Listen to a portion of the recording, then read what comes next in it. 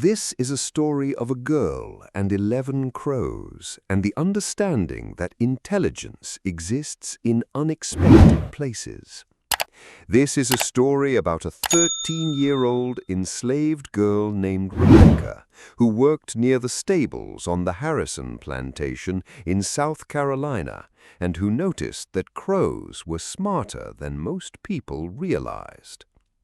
Over 4 years, between April 54 and September 1858, Rebecca trained 11 crows to steal small metal objects, primarily keys, but also coins and tools and anything shiny that might prove useful.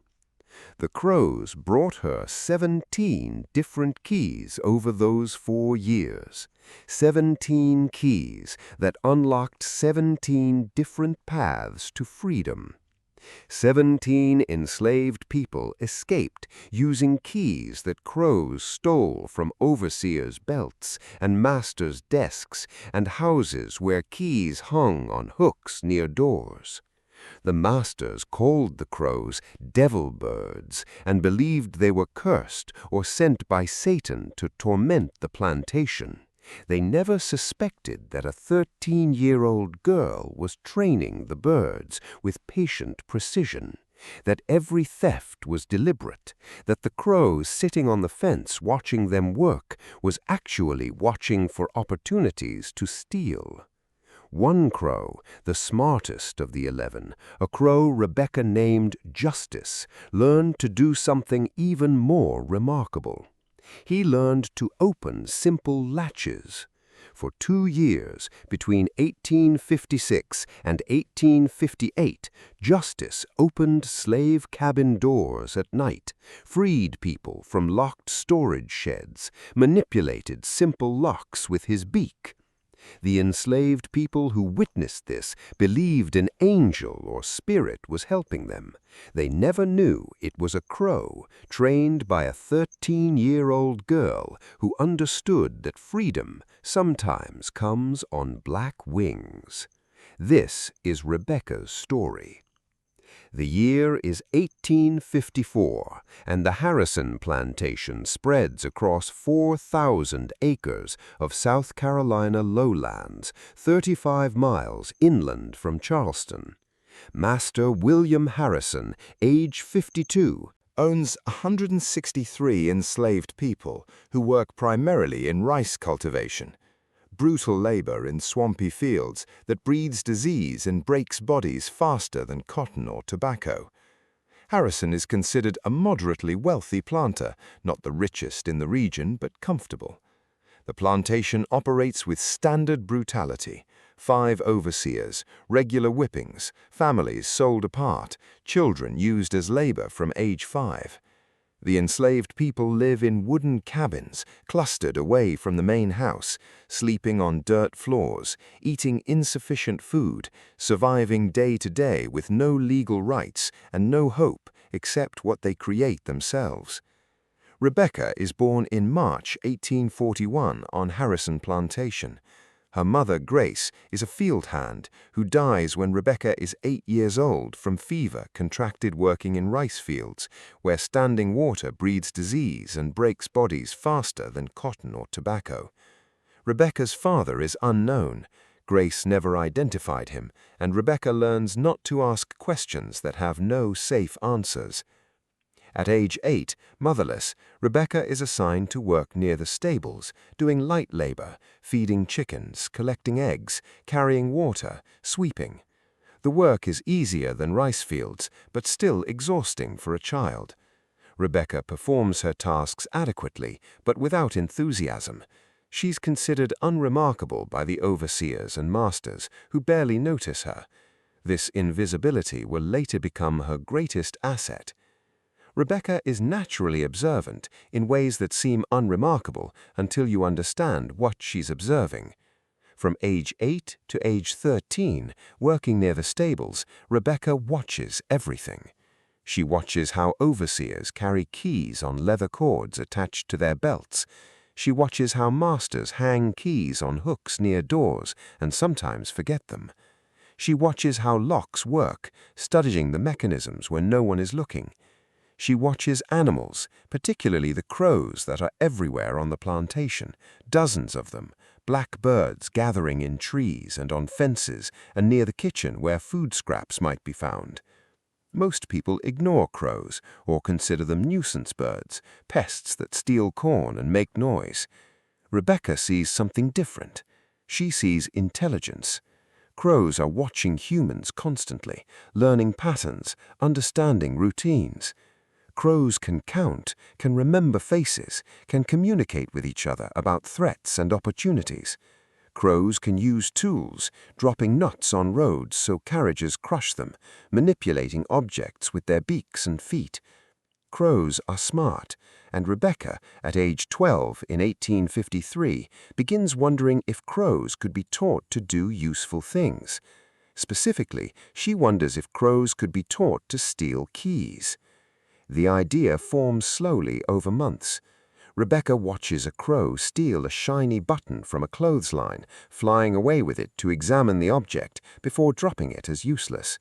She watches another crow pull a nail from a loose board, using the nail as a tool to pry up bark, looking for insects. She watches crows trading items with each other, a hierarchy of value apparent in their interactions. Crows understand metal. They like shiny objects. They can manipulate small items. They're attracted to human activity areas where interesting objects might be found. Rebecca thinks, what if she could train crows to bring her metal objects? What if she could reward them for bringing keys specifically? What if over time crows learned that keys equal rewards and started actively seeking keys to bring to her? It seems impossible, but Rebecca has nothing but time and desperate hope. In April 1854, age 13, Rebecca begins her experiment with one crow. The crow she chooses is a large male that frequents the stable area, bold enough to come within 10 feet of humans while looking for food. Rebecca names him Justice, though only in her mind, since speaking names for crows would draw attention. The training process begins simply. Rebecca saves small scraps of food from her own meager meals, hiding them in her clothing.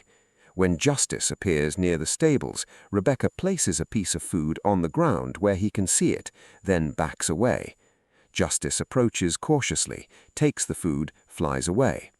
Rebecca repeats this daily for 2 weeks until Justice associates her presence with food.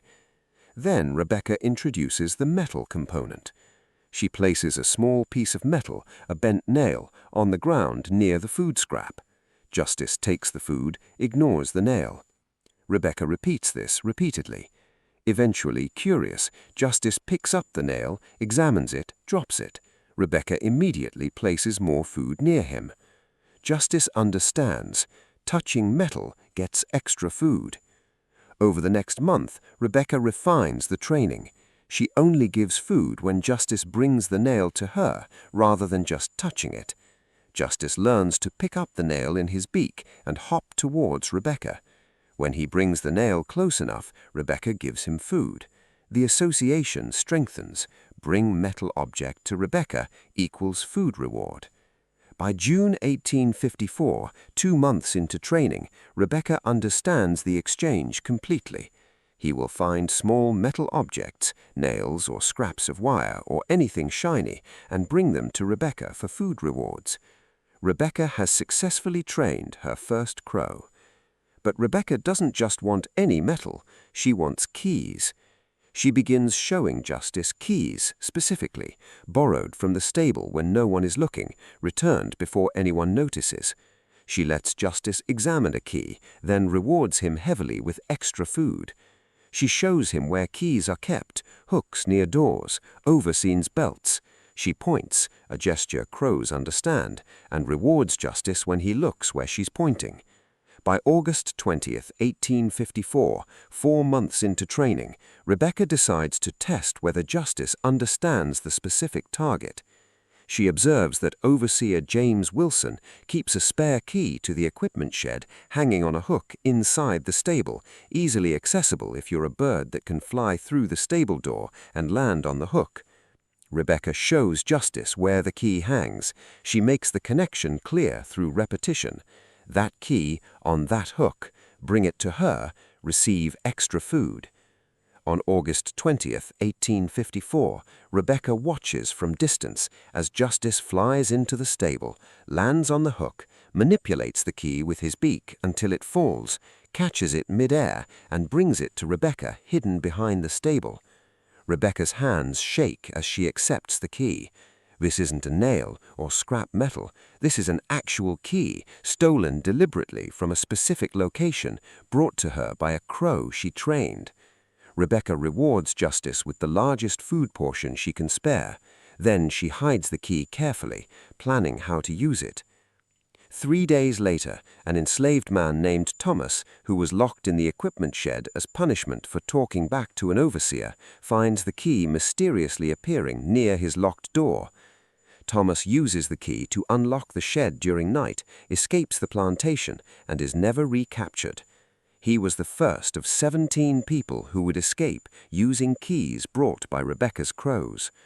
The success with Justice proves the concept works. Rebecca begins training more crows. The process is easier with additional birds because crows learn from watching each other. When other crows see Justice bringing metal objects to Rebecca and receiving food, they become interested. By November 1854, Rebecca has 3 crows trained, Justice and 2 others she privately names Hope and Freedom. By February 1855, she has 6 crows. By June 1855, 11 crows are working with her, bringing various metal objects and occasionally, wonderfully, bringing keys. Not all keys are useful. Some are rusted or broken. Some unlock things that don't matter. But over 4 years, the 11 crows bring Rebecca 17 keys that proved crucial for escapes. The crows become Rebecca's invisible army, flying across the plantation, entering buildings through windows and doors, accessing areas enslaved people cannot reach, stealing small objects from places humans would be caught trying to access. The masters and overseers notice that small items are disappearing. Keys go missing from hooks and belts. Coins vanish from desks. Small tools disappear from workshops. But no one suspects crows. The items are too deliberately targeted. Keys specifically are taken, while other objects nearby are ignored. The thefts must be human.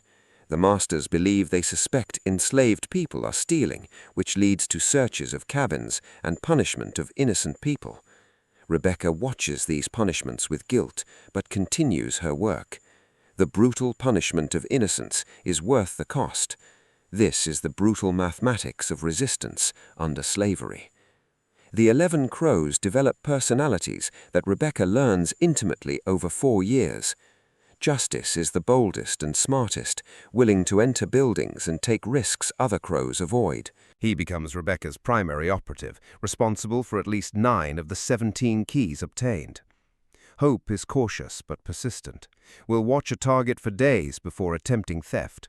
Freedom is playful, sometimes bringing useless, shiny objects just to get Rebecca's attention. Rebecca names the others privately: Liberty, Courage, after her mother; Faith, Truth, Honor, Dignity, and Mercy. Each crow has preferred areas of the plantation where they operate. Justice works near the main house and overseer quarters. Hope focuses on the stables and workshops. Freedom ranges wildly across fields. The crows communicate with each other through calls Rebecca learns to interpret. A specific call means human approaching. Another call means found something interesting. The crows post sentries while others steal, a cooperative behavior Rebecca didn't train but which emerged naturally.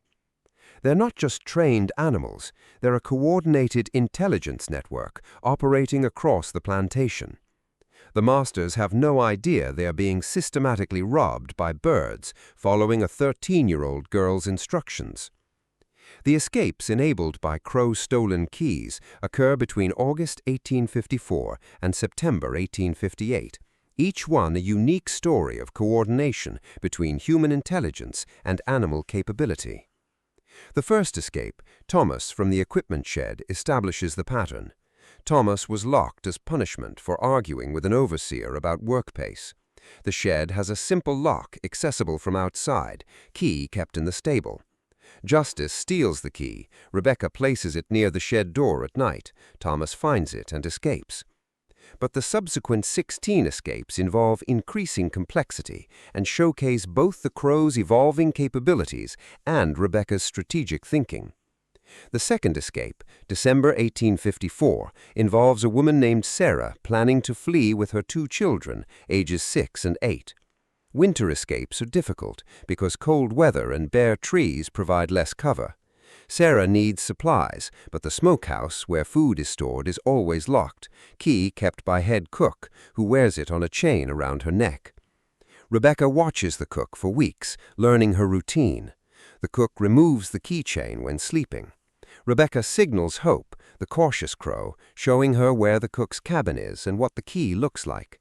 On the night of December 15th, Hope enters the cook's cabin through a window Rebecca deliberately left unlatched earlier, locates the keychain in darkness using Crow's excellent night vision, manipulates the chain with her beak until the key comes free, and brings it to Rebecca. Rebecca gives the key to Sarah, who uses it to access the smokehouse, takes food for a week's journey, leaves the key where it appears someone dropped it accidentally. Sarah and her children successfully escape, reaching a Quaker safe house in North Carolina. Within 4 days, 3 people freed because one crow entered a cabin at night and stole a key from beside a sleeping woman. The third escape, March 1855, demonstrates the crow's ability to access locations completely forbidden to enslaved people. A man named Jacob needs travel documents to move north without being questioned by slave patrols. Blank travel passes are kept in Master Harrison's office in the main house, locked in a desk, key kept by Harrison in his personal study. Rebecca cannot access either room with severe punishment if caught, but justice can fly through windows.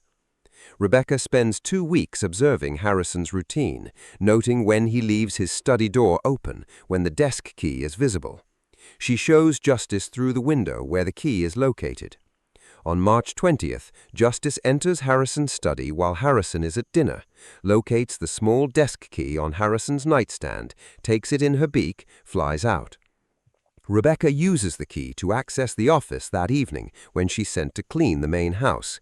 She steals 3 blank travel passes, returns the key to Harrison's study before dawn. Jacob uses 1 pass himself and gives 2 others to people planning escapes. All 3 used the forged document successfully. 3 more people freed because 1 crow flew through a wealthy man's study window and stole a key worth less than 50 cents. The 4th through 7th escapes during 1855 involve keys to various locks, shed keys, gate keys, cabin keys that allow people to secure their spaces or escape from them depending on circumstances. Each theft requires Rebecca to teach the crows specific locations and appearance of keys. The training becomes increasingly sophisticated. Rebecca develops a system of gestures crows understand. Pointing means look there. Tapping her palm means bring here. Specific clicking sounds mean different urgency levels. The crows learn that gold-colored metal, brass keys, is often valuable, that objects on chains or cords are usually important, that items humans keep on their persons or in locked locations are high-priority targets. By mid-1855, the crows are actively seeking keys without Rebecca's explicit direction for each theft. They understand the mission: find keys, bring to Rebecca, receive food rewards. The remaining 4 crows, Freedom, Liberty, Courage, and Grace, all contribute key thefts during this period. Freedom brings a key to the Plantation's chapel where visiting ministers stay. The key allows 2 people to hide in the chapel during a planned search and then escape afterward. Liberty brings a key to the blacksmith shop where tools are stored. The key provides access to tools used to break chains on 3 people being transported for sale. Courage brings multiple small keys over several months, not all useful, but showing consistent effort. Grace, Rebecca's favorite besides Justice, brings a key that unlocks the plantation office's filing cabinet where names and ages of enslaved people are recorded. Rebecca gives this key to someone who steals their own family's papers, making it harder for slave catchers to identify them later. The eighth escape, February 1856, involves the most valuable key stolen during the entire campaign, a key to Master Harrison's personal safe where money is kept. Justice brings this key after 3 months of failed attempts. The safe is in Harrison's bedroom, door usually locked, window usually closed. Justice waits patiently for the one night per month when Harrison, after drinking heavily, leaves his bedroom window open for air. Justice enters, locates the safe key on Harrison's nightstand, takes it. Rebecca uses this key 2 nights later when Harrison is away overnight in Charleston. She takes $140, an enormous sum, and gives all of it to a group of 5 people planning a coordinated escape to Philadelphia. $140 provides food, bribery money for sympathetic whites along the way, payment to Underground Railroad conductors, everything needed for a successful long-distance escape. All 5 people reach freedom and settle in Philadelphia's free black community. Rebecca returns the safe key to Harrison's nightstand before he returns, a reverse theft. Harrison never notices the missing money, or notices but doesn't investigate thoroughly because it missing slaves stole from his personal safe would humiliate him. Escapes 9 through 13 during late 1856 and early 1857, enabled by keys the Crows steal from overseers. This is the most dangerous category of theft, because overseers often notice immediately when keys go missing. Overseer Samuel Brooks loses his equipment key 3 times in 6 months, each time while resting or working, each time a crow observed nearby. Brooks becomes convinced crows are deliberately targeting him. He's correct, but has no way to prove it or explain it rationally. Brooks begins shooting at any crow he sees, leading to the deaths of 3 of Rebecca's trained birds in mid-1857. Freedom shot while flying overhead, Hope killed by a thrown rock, Grace caught in a trap Brooks set specifically for crows. Grace grieves intensely, but the surviving 8 crows continue working. Truth brings a key that allows 2 brothers to escape together. Honor brings a key used to unlock a punishment collar worn by a man who then flees before being resold. Dignity brings a key to the Plantation's small jail cell where people are held before being transported for sale. 3 people escape from that cell using Dignity's key. These escapes, enabled by keys stolen from the most alert and hostile targets, showcase both the Crows' boldness and the overseer's inability to defend against airborne thieves. The 14th escape, April 1857, involves the most complex coordination between Rebecca and the Crows. A young woman named Mary, age 19, is pregnant and scheduled to be sold away before giving birth because Harrison doesn't want to support a pregnant woman who can't work full capacity. Mary needs to escape quickly but is watched constantly because Harrison suspects she'll run. Rebecca coordinates a 3-crow operation. Justice steals a key to the cabin where Mary is locked at night. Liberty steals a key to the gate blocking the North Road, and Courage creates a distraction by repeatedly taking and dropping small items near the overseer quarters, drawing attention away from Mary's cabin. On the night of April 23rd, all 3 crows execute their roles. Justice opens Mary's cabin. Liberty's key is already hidden near the north gate. Courage successfully distracts the night watch by making noise near the overseer house. Mary escapes and then reaches a safe house operated by Quakers. She gives birth to a son 3 months later, both mother and child free. Mary later names her son Justice after the crow whose key freed them, though she doesn't know the crow's name at the time. When Rebecca hears years later that Mary named her son Justice, she cries with joy.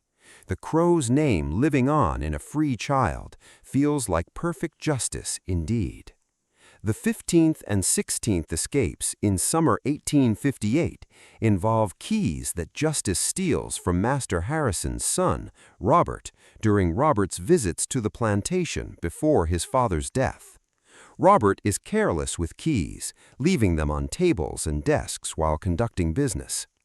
Justice steals 2 different keys from Robert's temporary office. One key provides access to the stable where horses are kept, allowing 2 people to borrow horses for faster escape. The second key opens a locked cabinet containing Harrison family documents, from which Rebecca steals birth certificates for 3 people. Documents that can be altered to claim free birth status. All 5 people escaped successfully using resources provided by Justice's 2 thefts from Robert. This foreshadows the irony that Robert will later unknowingly purchase Rebecca in the slave sale, never knowing she was behind the thefts from his father's plantation. The 17th and final escape, the family of 4 in September 1858, is Rebecca's masterpiece of crow coordination. Multiple crows stealing multiple items over 1 week requires precise timing and communication. Rebecca uses every training technique developed over 4 years. She draws pictures in dirt showing the crows what items to look for and where. She uses specific calls to summon different crows for different tasks. Justice steals the smokehouse key from the cook's cabin. Courage steals the tool shed key from an overseer's belt while he naps. Liberty steals the equipment barn key from a hook in the blacksmith shop. Truth brings coins taken from Master Harrison's office desk over 3 nights, a few coins each night, so the theft isn't immediately noticed. Rebecca coordinates delivery of all these items to the family over the week, and the family successfully uses everything for their escape. 4 people freed through the coordinated effort of 4 crows, working in synchronization under one teenage girl's direction. This is the culmination of Rebecca's 4-year campaign, the proof that her training system works at highest complexity. But the crow's most remarkable achievement isn't key theft. It's what Justice learns to do in 1856, a skill Rebecca didn't deliberately teach, but which Justice developed through observation and experimentation. In June 1856, Rebecca notices that Justice has been spending time near the slave cabins at night. Unusual behavior for a crow that typically roosts in trees after dark. She watches from her cabin window and witnesses something extraordinary. The crow lands on a cabin door, examines the simple wooden latch that holds it closed, manipulates the latch with his beak by lifting and sliding the wood, and the door swings open. The crow has learned to open latches, not complex locks requiring keys, but simple wood or metal latches that slide or lift to release. Justice repeats this behavior multiple times over the following weeks. He opens cabin doors, opens gate latches, opens storage shed latches. Rebecca realizes Justice isn't doing this for food rewards. He's doing it because he understands what the action accomplishes. Justice has observed that closed doors trap people, and open doors free them. The crow is choosing to free people. This changes everything. Rebecca no longer needs to provide keys for simple barriers. Justice can open them directly. Between June 1856 and September 1858, Justice opens doors and gates at least 23 times, confirmed by enslaved people who witness it. Some of these openings directly enable escapes. Others simply allow people locked in punishment to escape confinement temporarily. The enslaved community begins developing legends about Justice. They call him the angel crow or the spirit bird, believing he's sent by God or ancestors to help them. Some people leave food offerings for Justice, thanking him for divine intervention. Rebecca never reveals that the angel is a crow she trained. The mythology is useful, provides hope, and protects Rebecca's role in the operation. The masters, meanwhile, developed their own mythology about the crows. By 1857, Master Harrison and his overseers are convinced that the crows on the plantation are possessed by demons or sent by Satan as punishment. Too many thefts correlate with crow presence. Keys disappear while crows are near. Items vanish from rooms that only birds could access through windows. One overseer, Samuel Brooks, witnesses Justice stealing a key from his belt while he naps against a tree. Brooks awakes to see the crow flying away with the key in its beak. Brooks tells Harrison, who initially doesn't believe him, but when multiple similar incidents are reported, Harrison becomes convinced the crows are supernatural threats. He orders the crows killed. Overseers begin shooting at any crow they see. Over 2 months in mid-1857, 7 crows are killed on the plantation. Rebecca watches in horror as freedom is shot from the sky. Hope is killed by a thrown rock. Grace, named for Rebecca's mother, is caught in a trap and dies slowly. Rebecca grieves these deaths intensely, more intensely than she'd grieved most humans, because the crows were her partners, her friends, her tools of resistance. The surviving crows, 8 now instead of 11, including Justice, become more cautious, but they don't stop working. Rebecca continues training and directing them, and they continue stealing. The close call that nearly ends Rebecca's operation comes in August 1857. She's feeding Justice behind the stable, an exchange they've done hundreds of times. Justice brings her a small key. She gives him food. He flies away. But Overseer Samuel Brooks has been watching the stable area because he suspects the crow thefts are centered here. He sees the exchange. He sees Rebecca give food to a crow that just delivered a metal object. Brooks doesn't immediately understand what he's witnessing, but he knows it's suspicious. He approaches Rebecca as Justice flies away. "Girl, what were you doing with that crow?" Rebecca's mind races. She can't admit training crows to steal. That means execution. She makes a split-second decision to act simple-minded. "Just feedin' birds, sir. They're hungry. I likes birds." Her voice takes on a childish quality she doesn't normally use. Brooks examines her suspiciously. "That crow brought you something. I saw it." Rebecca looks confused. "Did he, sir? I didn't see nothing. He just comes for food sometimes. I gives him scraps." She shows Brooks her hand, empty except for crumbs. The key is hidden in her sleeve. Brooks searches the area around where they were standing, finds nothing. He searches Rebecca herself roughly, but she's hidden the key well, and he doesn't find it. Brooks is unsatisfied, but has no evidence. "You stop feeding those devil birds, you hear? Master Harrison wants them gone." Rebecca nods obediently. "Yes, sir." Brooks walks away. Rebecca stands trembling for 10 minutes after he leaves. She came within seconds of complete exposure. From that day, Rebecca is much more careful. She feeds the crows only when absolutely certain she's unobserved. She never makes exchanges in the same location twice consecutively. She varies times and methods. The operation becomes more cautious, but continues. The final escape enabled by the crows occurs in September 1858. A family of 4, parents and 2 young children, are planning to escape together, but need supplies and a head start. Rebecca coordinates the most complex crow operation of the entire 4-year campaign.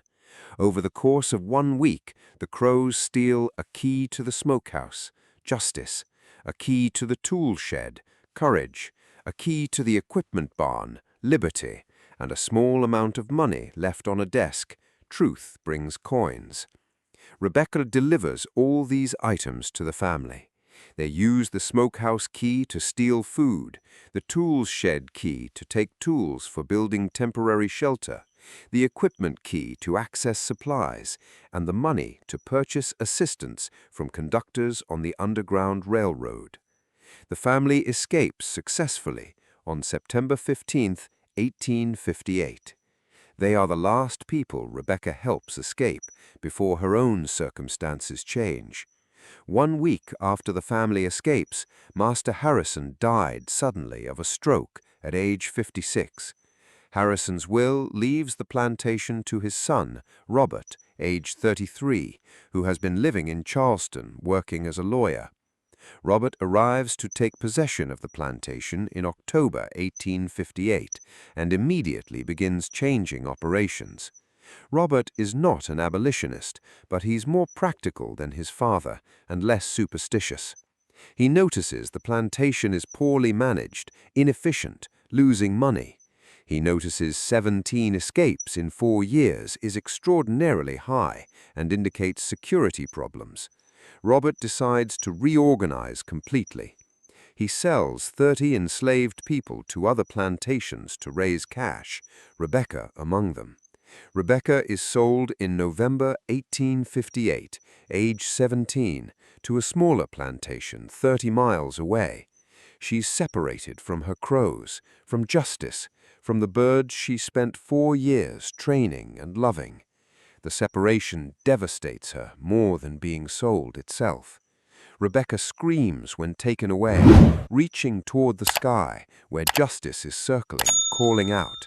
The crow follows the wagon for almost a mile before turning back. Rebecca lives on the new plantation for 6.5 years until slavery ends in April 1865. These are the hardest years of her life, harder even than the years after her mother's death, because she feels purposeless. She had a mission on Harrison Plantation, a way to fight back, partners in resistance. On the new plantation, she's just another field hand, with no special position, no access to animals, no way to continue her work. She survives these years, but feels dead inside.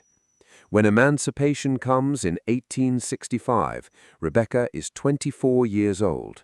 She returns immediately to Harrison Plantation area, even though the plantation itself has been sold and subdivided after Robert Harrison died during the war. Rebecca isn't looking for the land, she's looking for crows. She spends 3 days walking the area, calling out softly, making the sound she used to make when summoning her crows.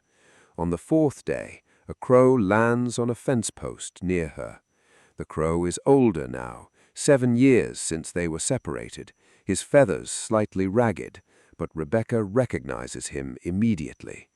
Justice, the crow who learned to open doors, the crow who brought her 9 keys and freed dozens of people, the crow who became a legend. Justice makes a specific call, the sound that means, "I remember you." Rebecca cries for the first time in 7 years. She feeds Justice the food she saved, and he accepts it gently. They sit together for an hour, woman and crow, partners reunited. Rebecca settles near the former Harrison plantation because Justice is there, and because she cannot imagine living anywhere the crow cannot find her. She finds work as a laundress for white families in the area, earns enough to rent a small cabin on land that was once part of the plantation fields. She feeds Justice and the other surviving crows daily, maintaining the relationships she built years before, but without the urgency of resistance. These are peaceful years in some ways, the first peaceful years of Rebecca's life. She's free, she's self-supporting. She has justice, but she's also profoundly lonely. She never learned to connect with humans the way she connected with crows. Most people find her strange, the woman who talks to birds and leaves food for them and insists they understand her. Rebecca doesn't care what people think. Justice brings her things occasionally, shiny objects and bits of metal. Nothing useful now, but gifts that Rebecca interprets as friendship. A bent nail brings memories of the first training sessions. A small coin recalls the money Truth stole for the family of 4. Each gift Justice brings is a memory of their partnership. Rebecca keeps every item in a wooden box under her bed, treasures more valuable than gold. Over the 15 years between 1858 and 1973, Rebecca and Justice maintain their extraordinary partnership. Justice lives far longer than most crows. Typical crow lifespan is 8 to 10 years in the wild, but Justice lives to approximately age 19. From his birth in spring 1954 to his death in autumn 1973. Rebecca believes Justice lives so long because she feeds him reliably with nutritious food, because he's avoided most dangers that kill wild crows, and because he has purpose. He wants to stay with me, Rebecca tells people who ask about the old crow that follows her everywhere. We're partners, have been since I was 13. He won't leave until he has to.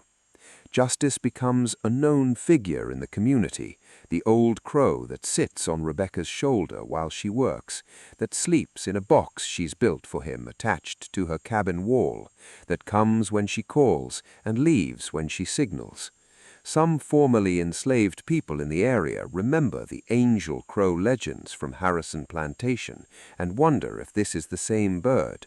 Rebecca never confirms or denies, but sometimes when people ask, she says, "This crow opened doors when doors needed opening. He understood freedom before I understood how to teach it. He saw locks and he learned to open them because people were trapped. No one taught him that. He figured it out himself." In September 1873, Rebecca notices Justice is slowing down. He flies less, sleeps more, has trouble catching food on his own, even when it's readily available. His feathers, once glossy black, have dulled with age. His movements, once sharp and precise, have become slow and uncertain. Rebecca knows what this means. Justice is dying of old age. For 2 weeks she watches him decline, feeds him the choicest foods she can afford, keeps him warm in his box, talks to him constantly. On September 28, 1873, Rebecca finds Justice on the ground beneath his roosting tree at dawn. Unable to fly, barely moving, she picks him up carefully, holds him against her chest, and carries him to her cabin.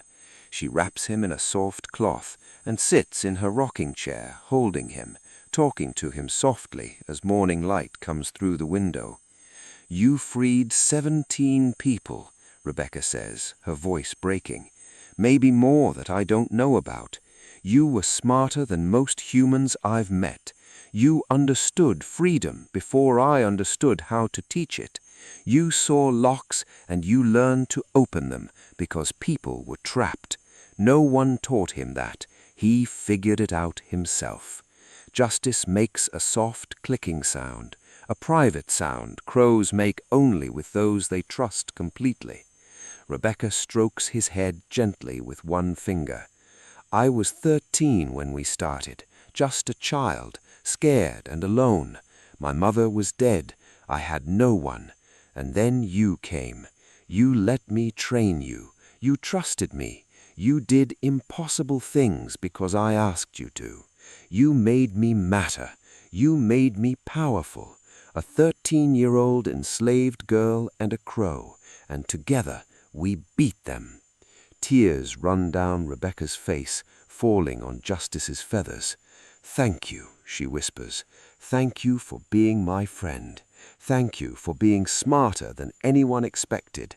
Thank you for choosing to help, even when you could have just taken the food and left. You chose to free people. That wasn't training. That was your choice. That makes you better than most humans." Justice's breathing becomes slower, more labored. Rebecca holds him closer, keeping him warm, letting him feel her heartbeat. "It's okay to go," she says. "You've done enough. You've earned rest. I'll remember you. Everyone you freed will remember you. That family named their baby Justice because of you. Your name lives in a free child. That's immortality." Justice makes one final clicking sound, so soft Rebecca barely hears it. Then his breathing stops. Justice dies at sunset in Rebecca's hands, age 19, having lived longer than almost any wild crow, and having accomplished things no crow in history had accomplished before. Rebecca sits holding his body for an hour after death, rocking slowly, crying silently, grieving the partner who gave her power when she had none, and purpose when she felt worthless. Rebecca buries Justice the next day in a wooden box she makes herself, a small coffin carved with care. She chooses a location beneath the oak tree where Justice used to roost, on land that was once Harrison Plantation, where their partnership began. She digs the grave deep enough that animals cannot disturb it. Before closing the coffin, she places inside it some of the treasures Justice brought her over the years: a bent nail, a brass button, a small coin, a piece of blue glass. "Take these with you," Rebecca says, "reminders that you were loved." She buries the coffin and marks the grave with a carefully carved wooden marker. The marker reads, "Justice, 1854, 1973. The crow who opened doors, the angel bird, he freed us." Rebecca spends hours carving each letter, making it perfect, making it permanent. This grave will be her pilgrimage site for the remaining 36 years of her life. She visits weekly, sometimes daily, bringing flowers when available, sitting beside the grave, talking to Justice as if he can still hear. Perhaps he can. Rebecca chooses to believe crows have souls, and that Justice's soul returns sometimes to listen. The years after Justice's death are difficult for Rebecca. She's 32 years old in 1873, and will live another 36 years to 1909. But these years lack the purpose and partnership that defined her youth. She continues feeding crows, some of whom may be descendants of her original 11, but none show Justice's exceptional intelligence or willingness to work with humans. She continues working as a seamstress, occasionally attending church, though she never feels truly comfortable among large groups of people. She's most comfortable alone with birds and memories. Some people in the community think she's strange or damaged, the woman who never married and who talks to birds and who visits a crow's grave weekly. Rebecca doesn't care about their opinions. She knows what she accomplished. She knows 17 people walked free because of her, and 11 crows. She knows Justice opened doors that masters thought were securely locked. She knows she mattered. That knowledge sustains her through lonely years. Rebecca lives until 1909, dying at age 68. She never marries, never has children, lives alone with crows and memories. But in 1906, 3 years before her death, Rebecca decides the story needs to be told. She contacts a black journalist named Marcus Williams, who works for a small newspaper in Charleston. Over several weeks, Rebecca tells Williams everything: the 4 years training 11 crows, the 17 keys stolen, the 17 escapes enabled, Justice learning to open latches, the angel crow legends, the 15 years Justice lived after emancipation. Williams is skeptical initially, but Rebecca provides details that convince him: specific descriptions of escapes, names of people who were freed, explanations of crow behavior that demonstrate deep knowledge, physical scars she bears from punishment after Brooks suspected her. Williams publishes Rebecca's story in 1907 in a series of articles titled "The Crow Trainer: How One Girl Used Birds to Fight Slavery." The articles circulate in black communities, but are dismissed by white historians as impossible folklore. How could a 13-year-old train 11 crows to steal keys? How could crows understand such complex tasks? The story seemed fantastical, but Rebecca insists every detail is true. People don't understand how smart crows are, she tells Williams. They see birds and think simple animals, but crows can count, can recognize faces years later, can solve problems, can teach each other. I didn't make crows smart, I just directed intelligence that already existed. The crows freed those 17 people as much as I did, maybe more, because I just pointed where to look. The crows did the actual stealing. Rebecca dies November 3, 1909, age 68. Her funeral is attended by a dozen elderly, formerly enslaved people who remember her from Harrison Plantation and believe her story. 3 crows attend the funeral, sitting in a nearby tree, watching. Some attendees believe the crows are descendants of Rebecca's original 11, come to pay respects. This is impossible to verify, but beautiful to imagine. Modern historians and biologists have examined Rebecca's account and concluded it's plausible. Crows are among the most intelligent birds, with problem-solving abilities comparable to young primates. Crows can be trained to recognize and retrieve specific objects, especially if those objects are associated with food rewards. Crows can learn from each other, meaning training one crow effectively trains others who observe. Crows can manipulate simple mechanisms, including latches, if they've observed how those mechanisms work. Everything Rebecca described about crow behavior and intelligence is consistent with scientific understanding of corvid cognition. The question isn't whether crows could do what Rebecca claimed. The question is whether Rebecca actually trained the crows. Evidence supporting Rebecca's account includes multiple formerly enslaved people corroborated that Harrison Plantation had mysterious thefts between 1854 and 1858, that 17 escapes occurred during that period, higher than regional average, that overseers killed multiple crows and called them devil birds, and that legends about an angel crow opening doors existed in the enslaved community. None of this proves Rebecca trained crows, but it's consistent with her account.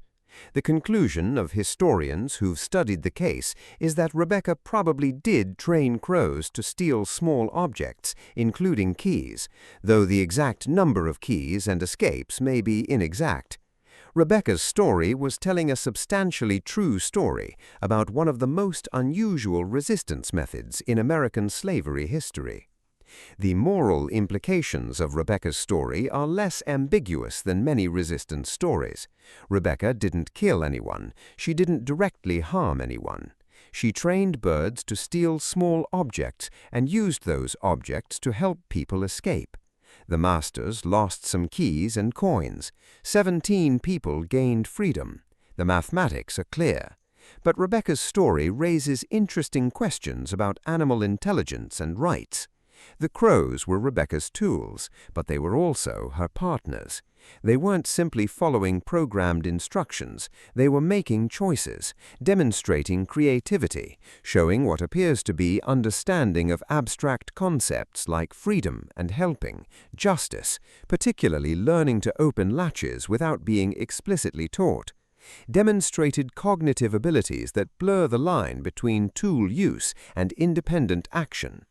Were the crows complicit in resistance? Did they choose to help, or were they simply following conditioning? Rebecca believed they chose. Justice opened doors when I wasn't around to reward him, she told Marcus Williams. He did it because he understood it helped people. That's not conditioning, that's choice. Whether Rebecca was right is debatable, but her belief shows respect for her animal partners that transcends instrumental relationships. Rebecca's grave exists in South Carolina, in a cemetery for black residents near where Harrison Plantation once stood. The marker reads, Rebecca, 1841-1909, the crow trainer. She taught birds to steal keys and open doors to freedom. Near her grave, someone has placed a small wooden marker reading Justice, 1854-1973, the crow who understood freedom. Whether this marks Justice's actual grave or is symbolic is unknown, but the pairing is appropriate.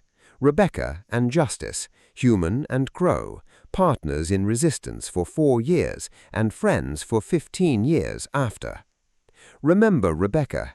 Remember that she was 13 years old when she started training crows, 17 when separated from them, 24 when reunited with Justice, 68 when she died.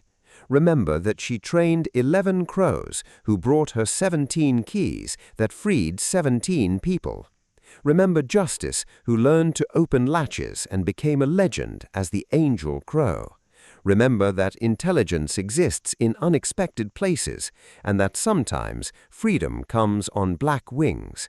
Remember that resistance can look like a teenage girl feeding crows behind a stable, that revolution can be conducted by birds, that the masters called them devil birds because they couldn't imagine being defeated by animals. Remember that Rebecca spent 4 years training crows and 15 years maintaining friendship with one crow who outlived most of his species to stay near the human who gave his life purpose. Remember that cooperation between species is possible, that respect for animal intelligence isn't sentimental but practical, that 11 crows understood freedom better than most humans because freedom is movement and flight, and crows are born knowing this. Rebecca's story is about many things: resistance, intelligence, partnership, loyalty, creativity, but most of all, it's a story about understanding that help comes from unexpected places if you're smart enough to recognize it and patient enough to cultivate it. The masters never suspected crows.